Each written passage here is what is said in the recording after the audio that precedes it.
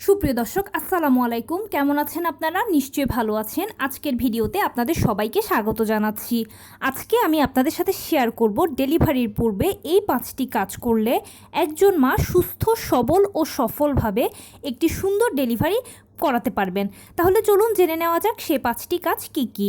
By the way, মূল ভিডিওতে যাওয়ার আগে একটা কথা বলি, আমি আমার চ্যানেলে প্রেগন্যান্সি রিলেটেড অনেক ইম্পর্ট্যান্ট তথ্য ভিডিও আকারে শেয়ার করে থাকি। এই তথ্যগুলো আমার পার্সোনাল এক্সপেরিয়েন্স ও আমার ডক্টরের সাজেশন থেকে নেওয়া।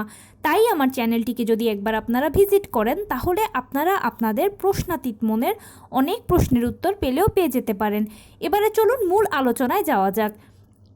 আমি শুরুতেই বলেছি আজকে আলোচনা করব ডেলিভারির পূর্বে এই 5টি কাজ আপনাকে সুস্থ সবল ও সফল একটি ডেলিভারি হতে সহায়তা করবে। চলুন জেনে নেওয়া যাক সেই 5টি কাজ কি। দেখুন, আমরা সবাই চাই যে আমাদের ডেলিভারিটা যেন সুস্থভাবে, সুন্দরভাবে এবং সফলভাবে হয়, কিন্তু এটা শুধু চাইলেই হবে না, এটার জন্য আপনাকে কিছু কাজও করতে হবে।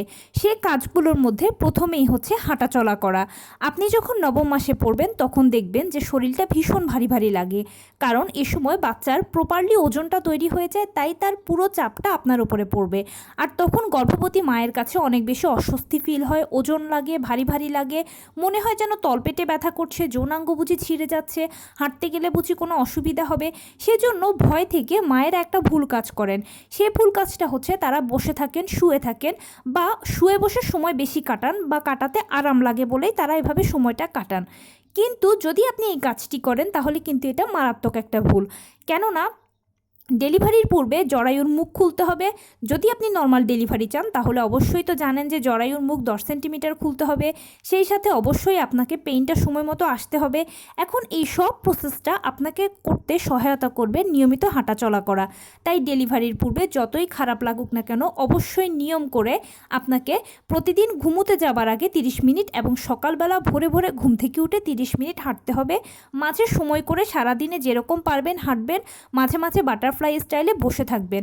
তাহলে এগুলো আপনার ব্যায়াম হবে, নর্মাল ডেলিভারিতে সহায়তা করবে, প্লাস সময় মতো পেইন আসতে, জরায়ুর মুখ খুলতে সহায়তা করবে।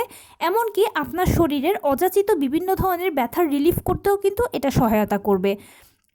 সেকেন্ড যে বিষয়টা সেটা হচ্ছে নিয়মিত পানি পান করতে হবে।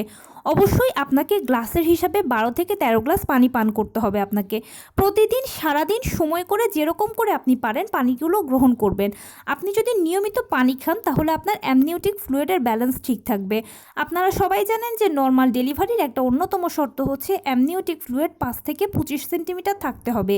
যদি আপনার অ্যামনিওটিক ফ্লুইড 5 থেকে 25 সেন্টিমিটার থাকে তাহলে অবশ্যই আপনার নর্মাল ডেলিভারি হবে, কিন্তু এর থেকে কম হলে নর্মাল ডেলিভারি সম্ভব নয়। তাই অ্যামনিওটিক ফ্লুইডের ব্যালেন্সকে ঠিক রাখতে হলে এবং নর্মাল ডেলিভারি চাইলে অবশ্যই নিয়মিত পানি পান করবেন। এ ব্যাপারে কোনো অলসতা করা চলবে না। এরপরে হচ্ছে খাবার দাবার গ্রহণ করা। যদি আপনি নর্মাল ডেলিভারি চান তাহলে স্পেশালি কলা, খেজুর, বাদাম, ড্রাই ফ্রুটস, দুধ, ডিম। আমি আবার বলছি, নর্মাল ডেলিভারি যদি চান তাহলে কলা, খেজুর, বাদাম, ড্রাই ফ্রুটস, দুধ, ডিম, এই খাবারগুলোকে আপনার নিয়মিত গ্রহণ করতে হবে। এগুলো হচ্ছে নর্মাল ডেলিভারির জন্য স্পেশাল খাবার। এগুলো ডেলিভারির সময় আপনাকে শক্তি দেবে পর্যাপ্ত পরিমাণে, সময় মতো আপনার জরায়ুর মুখকে পিচ্ছিল করে জরায়ুর মুখ খুলতে সহায়তা করবে। এছাড়া অবশ্যই ভাত, মাছ, মাংস, ডাল, রুটি, হলুদ ফলমূল, সবুজ শাকসবজি, ওমেগা 3 ফ্যাটি অ্যাসিড সমৃদ্ধ খাবার, এছাড়া মৌসুমি ফলমূল, যখন যে সময় যে খাবার হাতের কাছে পাবেন সহজপ্রাচ্য সেটাই গ্রহণ করার চেষ্টা করবেন। অনীহা বা অবহেলা করা যাবে না। নিজের শরীরকে এখন প্রায়োরিটি দিতে হবে নিজের ইচ্ছের থেকেও। এরপরে সেটা হচ্ছে যে আপনার মানসিক স্বাস্থ্য। অবশ্যই আপনার মানসিক স্বাস্থ্য যেন ভালো থাকে সেই জন্য নিয়মিত পরিবার পরিজনকে সময় দেবেন।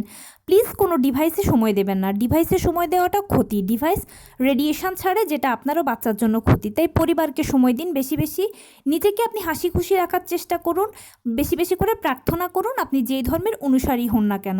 এছাড়া ডেলিভারির পূর্বে কোনো অযথা টেনশন করা যাবে না, একদম এটা মাথায় ঢুকিয়ে রাখবেন। কেননা আপনার ডেলিভারিটা নর্মালে হবে না সিজারে হবে সেটা উপরওয়ালাই ঠিক করে রেখেছেন যে কিভাবে কোন অবস্থায় আপনার সন্তানকে আপনার কোলে দেবেন।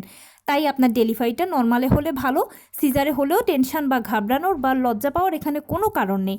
অনেকে সিজারটাকে পছন্দ করে না, সিজার হলে সেটা নিয়েও খুব টেনশন করে।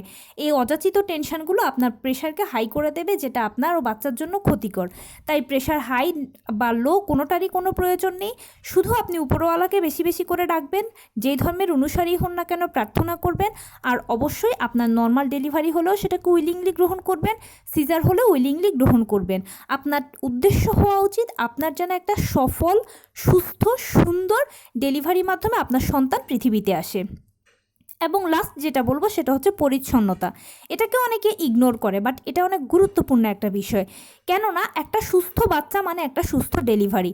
তাই বাচ্চারা মায়ের গর্ভে অসুস্থ হওয়ার চান্স হচ্ছে বাতাসে ভেসে বেড়ানো জীবাণুগুলোর মাধ্যমে। তাই মায়ের ধুলোবালি বা বাতাসে ভেসে বেড়া জীবাণুগুলো মায়ের হাত, পা, নাক, কান দিয়ে বেশি ঢোকে। তাই অবশ্যই প্রতিদিন নিয়মিত হাত ধোয়ার চেষ্টা করবেন, যতবারই সময় পাবেন হাত ধোবেন। আর সেই সাথে নিজেকে পরিষ্কার পরিচ্ছন্ন রাখবেন, দুবেলা ব্রাশ করবেন। এভাবে যদি আপনি নিজেকে গুছিয়ে পরিষ্কার পরিচ্ছন্ন রাখতে পারেন আর এই 5টি নিয়ম মেনে যদি চলতে পারেন, তাহলে ইনশাল্লাহ আপনার সুস্থ, সফল ও সুন্দর ডেলিভারি হবেই হবে। তো এই ছিল আজকের ভিডিও। কেমন লাগলো বলুন। যদি ভালো লেগে থাকে তাহলে প্লিজ লাইক, কমেন্ট, শেয়ার করতে একদম ভুলবেন না। আর সেই সাথে আমার চ্যানেলটিকে সাবস্ক্রাইব করার বিনীত অনুরোধ রইল। পাশে থাকা বেল আইকনটি ক্লিক করে দেবেন, যেন আমি ভিডিও আপলোড করার সাথে সাথে আপনারা নোটিফিকেশান পেয়ে যান। ভালো থাকবেন, সুস্থ থাকবেন। আসসালামু আলাইকুম।